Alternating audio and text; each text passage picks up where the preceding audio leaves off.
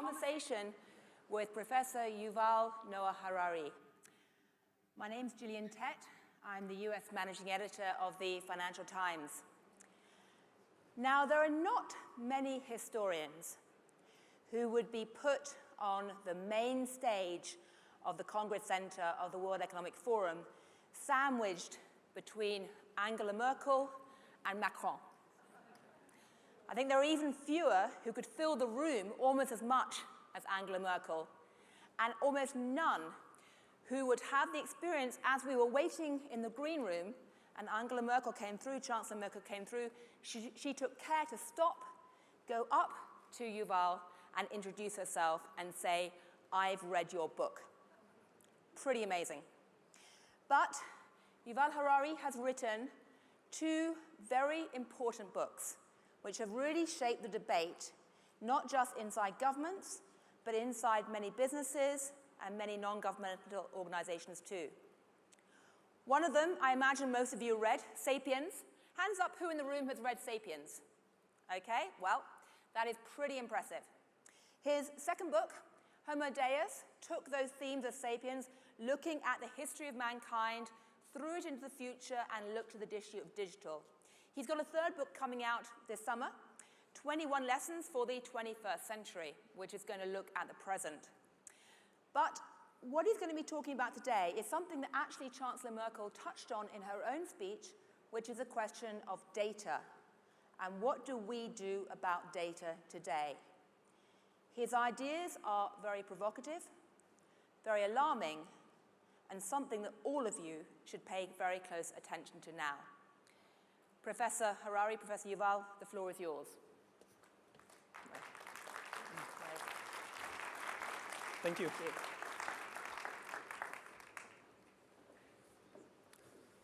So, hello everybody. Let me just have 1 minute to get friends with this computer and make sure everything is okay. And can I have a bit more light on the audience so I can see the faces and not just speak to a darkness? Thank you.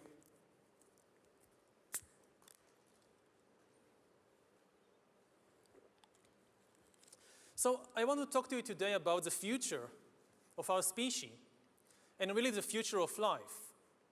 We are probably one of the last generations of Homo sapiens. Within a century or two, Earth will be dominated by entities that are more different from us than we are different from Neanderthals or from chimpanzees. Because in the coming generations, we will learn how to engineer bodies and brains and minds. These will be the main products of the economy, of the 21st century economy. Not textiles and vehicles and weapons, but bodies and brains and minds. Now, how exactly will the future masters of the planet look like? This will be decided by the people who own the data. Those who control the data control the future not just of humanity, but the future of life itself. Because today, data is the most important asset in the world. In ancient times, land was the most important asset. And if too much land became concentrated in too few hands, humanity split into aristocrats and commoners. Then in the modern age, in the last 2 centuries, machinery replaced land as the most important asset. And if too many of the machines became concentrated in too few hands, humanity split into classes, into capitalists and proletariats. Now data is replacing machinery as the most important asset. And if too much of the data becomes concentrated in too few hands, humanity will split not into classes. It will split into species, into different species. Now, why is data so important? It's important because we've reached the point when we can hack not just computers, we can hack human beings and other organisms. There is a lot of talk these days about hacking computers and email accounts and bank accounts and mobile phones, but actually we are gaining the ability to hack human beings. Now, what do you need in order to hack a human being? You need two things. You need a lot of computing power, and you need a lot of data, especially biometric data. Not data about what I buy or where I go, but data about what is happening inside my body and inside my brain. Until today, nobody had the necessary computing power and the necessary data to hack humanity. Even if the Soviet KGB or the Spanish Inquisition followed you around everywhere, 24 hours a day, watching everything you do, listening to everything you say, still, they didn't have the computing power and the biological knowledge necessary to make sense of what was happening inside your body and brain and to understand how you feel and what you think and what you want. But this is now changing because of two simultaneous revolutions. On the one hand, advances in computer science, and especially the rise of machine learning and AI, are giving us the necessary computing power. And at the same time, advances in biology, and especially in brain science, are giving us the necessary understanding, biological understanding. You can really summarize 150 years of biological research since Charles Darwin in 3 words. Organisms are algorithms. This is the big insight of the modern life sciences, that organisms, whether viruses or bananas or humans, they are really just biochemical algorithms. And we are learning how to decipher these algorithms. Now, when the two revolutions merge, when the infotech revolution merges with the biotech revolution, what you get is the ability to hack human beings. And maybe the most important invention for the merger of infotech and biotech is the biometric sensor that translates biochemical processes in the body and the brain into electronic signals that a computer can store and analyze. And once you have enough such biometric information and enough computing power, you can create algorithms that know me better than I know myself. And humans really don't know themselves very well. This is why algorithms have a real chance of getting to know ourselves better. We don't really know ourselves. To give an example, when I was 21, I finally realized that I was gay after living for several years in denial. And this is not exceptional. A lot of gay men live in denial for many years. They don't know something very important about themselves. Now imagine the situation in 10 or 20 years when an algorithm can tell any teenager exactly where he or she is on the gay-straight spectrum, and even how malleable this position is. The algorithm tracks your eye movements, your blood pressure, your brain activity, and tells you who you are. Now, maybe you personally wouldn't like to make use of such an algorithm, but maybe you find yourself in some boring birthday party of somebody from your class at school, and one of your friends has this wonderful idea that I've just heard about this cool new algorithm that tells you your sexual orientation, and wouldn't it be a lot of fun if everybody just takes turns testing themselves on this algorithm as everybody else is watching and commenting? What would you do? Would you just walk away? And even if you walk away, and even if you keep hiding from your classmates or from yourself, you will not be able to hide from Amazon and Alibaba and the secret police. As you surf the internet, as you watch videos or check your social feed, the algorithms will be monitoring your eye movements, your blood pressure, your brain activity, and they will know. They could tell Coca-Cola that if you want to sell this person some fuzzy, sugary drink, don't use the advertisement with the shirtless girl. Use the advertisement with the shirtless guy. You wouldn't even know that this was happening, but they will know, and this information will be worth billions. Once we have algorithms that can understand me better than I understand myself, they could predict my desires, manipulate my emotions, and even take decisions on my behalf. And if we are not careful, the outcome might be the rise of digital dictatorships.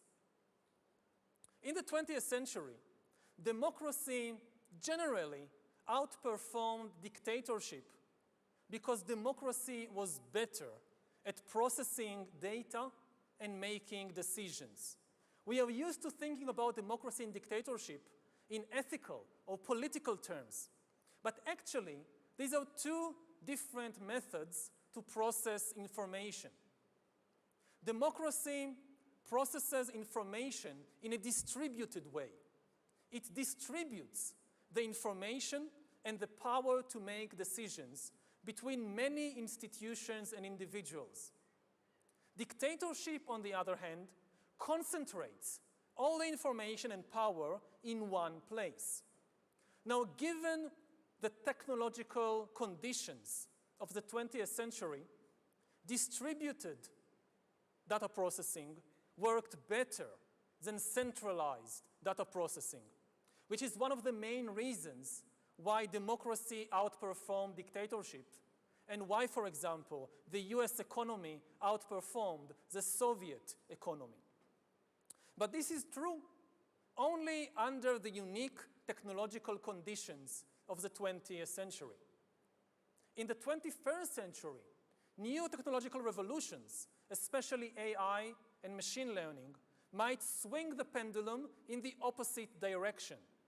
They might make centralized data processing far more efficient than distributed data processing.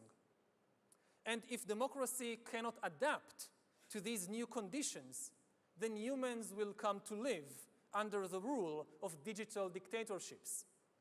And already at present, we are seeing the formation of more and more sophisticated surveillance regimes throughout the world, not just by authoritarian regimes, but also by democratic governments.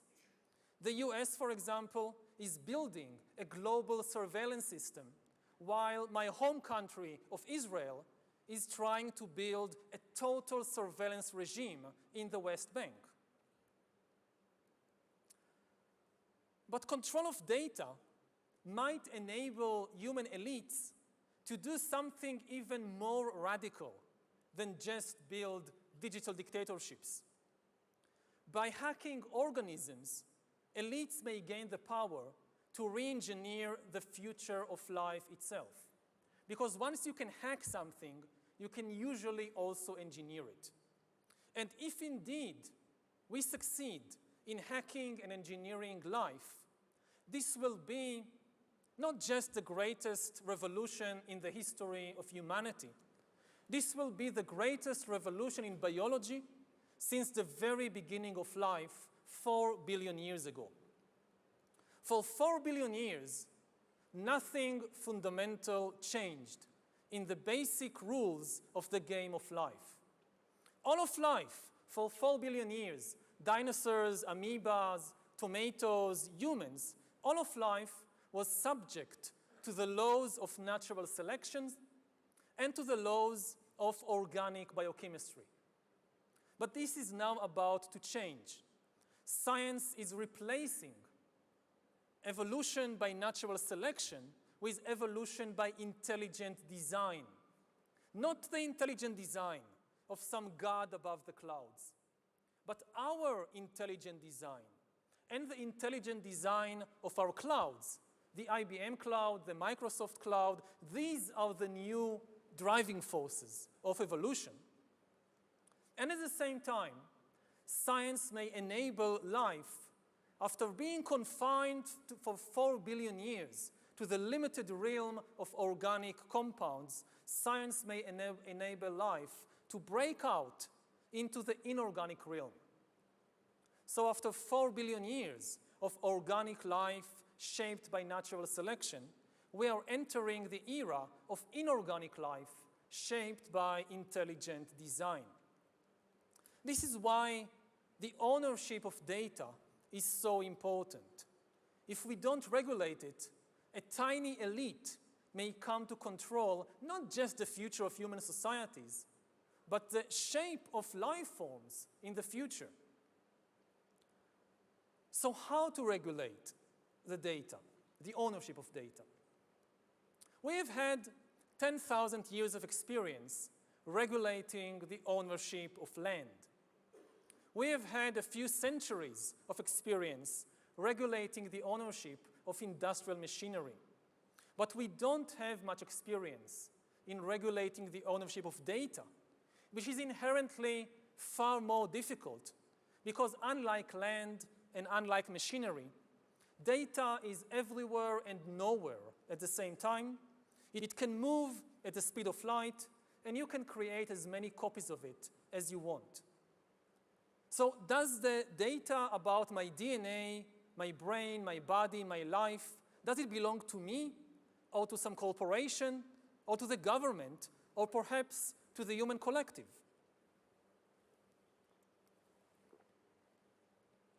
At present, big corporations are holding much of the data, and people are becoming worried about it.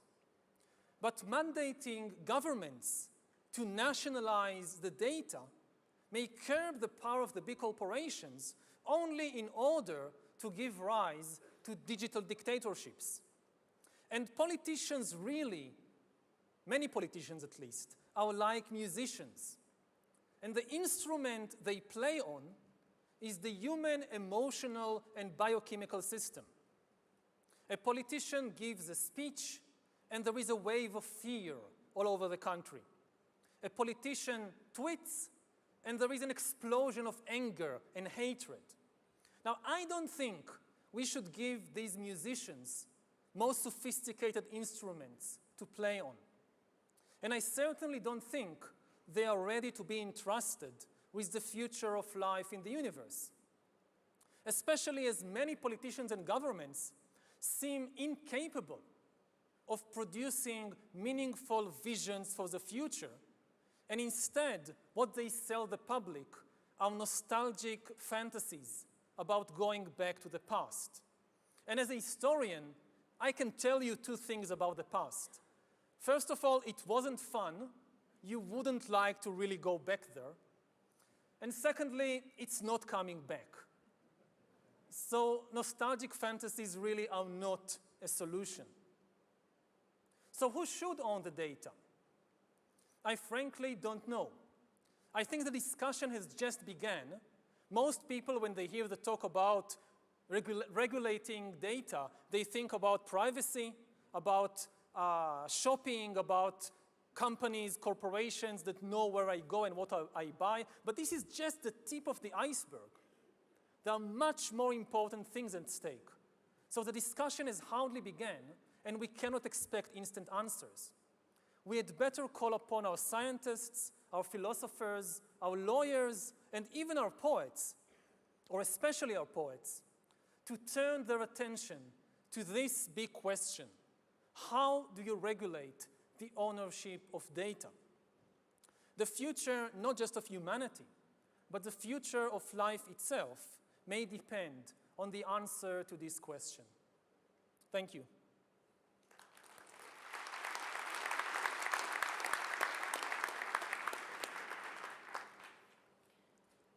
Well, thank you, Professor Harari, for an absolutely brilliant, thought-provoking, and it must be said, somewhat challenging and depressing talk. I must say, I'm quite starstruck sitting here, listening to that stream of ideas. And I'd like to start with a very simple question, which is this. You paint this picture of a future that's quite scary. how soon do you expect that future to be here? Are we talking about 2 years, 20 years, 200 years? I mean, how soon could we be dealing with digital dictatorships? I think that the time scale is decades. I mean, in 200 years, I guess there won't be any sapiens left. There'll be something completely different. 2 years, it's far too soon. So we are talking about a few decades. Nobody knows exactly how many. Right. Now, you're unusual because you actually stood up on that stage and you said, I don't know what the answer is. Okay, that's not something you hear a lot at the World Economic Forum. It's admirably humble. But I'm curious, as you look around the world today, do you see any countries or any groups of people or any academic groups that seem to be having a sensible debate about this? Do you see any reason for encouragement at all? Well, I think the world is divided into a very, very small group of people and institutions who understand what is happening and what is at stake, and the vast majority, not just of ordinary people, but even of politicians and business people who are not really, yes, they hear about data, data protection, there are cyber attacks, somebody might steal my identity or my bank account details, but that, as I said, it's just the tip of the iceberg. I think that my guess, I don't know, but I guess that some of the big corporations, like Google, like Facebook, the usual suspects, they understand what is at stake.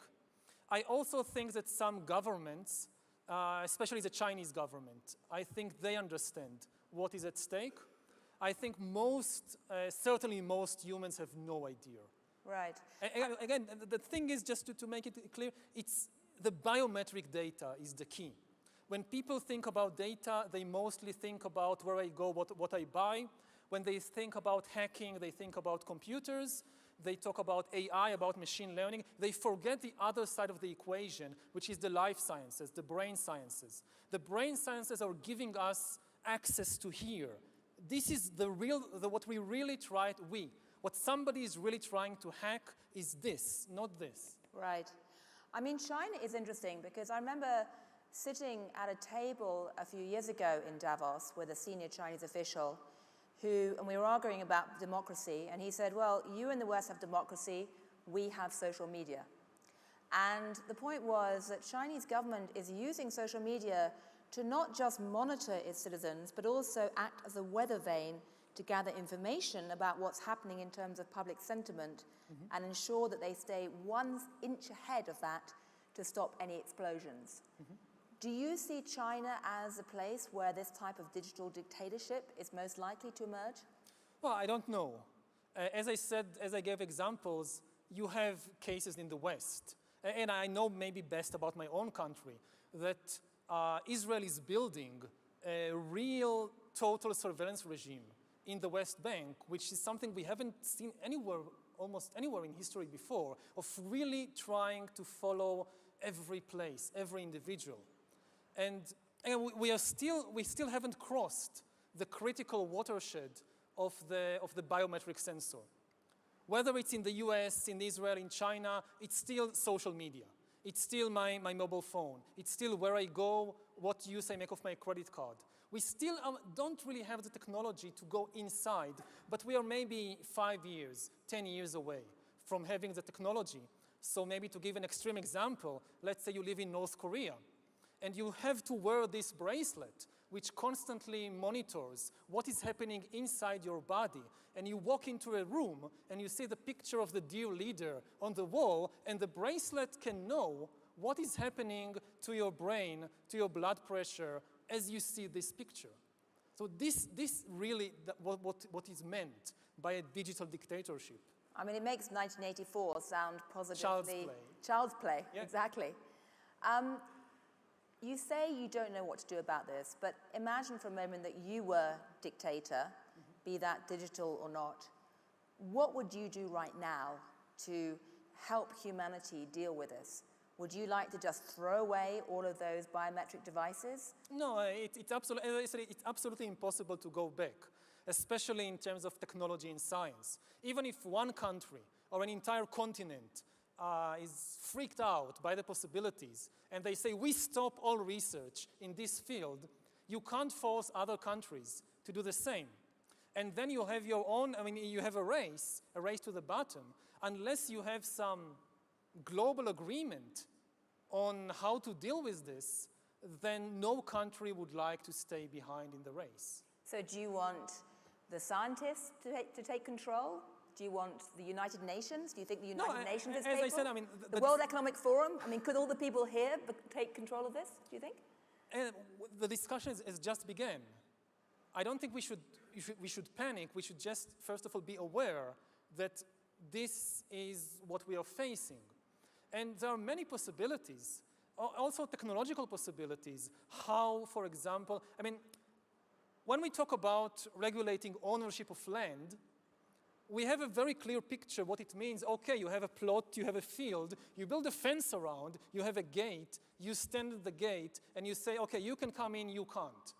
This is my field.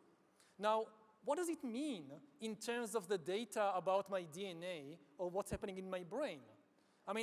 What's the analogy of the fence and the gate? We just don't understand. So I think we are in an analogous position to where we were with the Industrial Revolution 200 years ago. And you just need time. When you start a discussion, I know this from class, from university, you start a discussion and somebody raises the hand and says, okay, but what should I write in the test?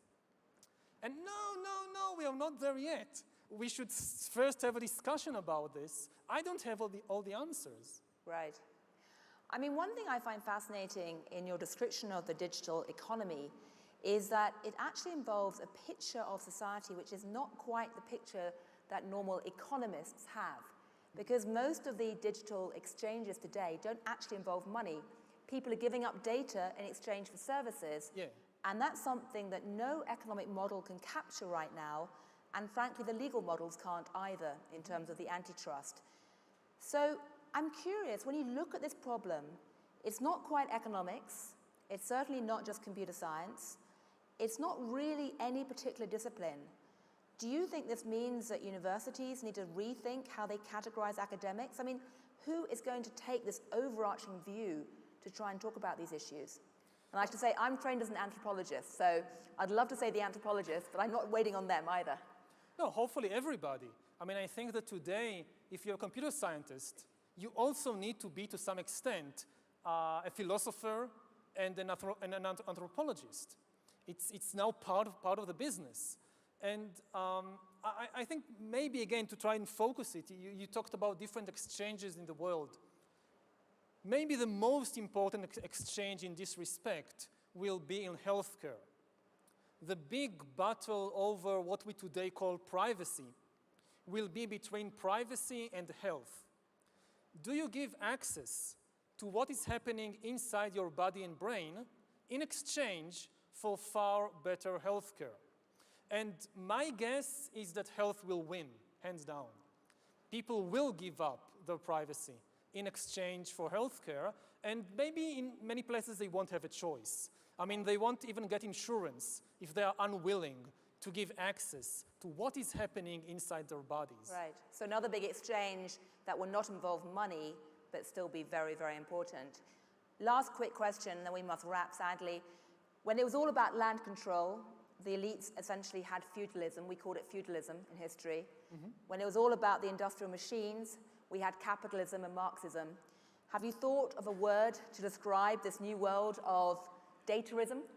Yeah, I tried dataism, but I don't know. Words have their own life, and what word catches and what word doesn't, it's really a coincidence. Well, maybe answers on the postcard if anyone in the hall has an idea, or tweet it out, or send them an email, or whatever digital communication you like. But anyway, on behalf of everyone here, I can see from the faces, people are actually not looking at their mobile phones. They're actually looking at you. They are rapt. That is quite an achievement. And thank you very much indeed for both inspiring us and terrifying us. Thank you. Thank you, Gillian. Thank you.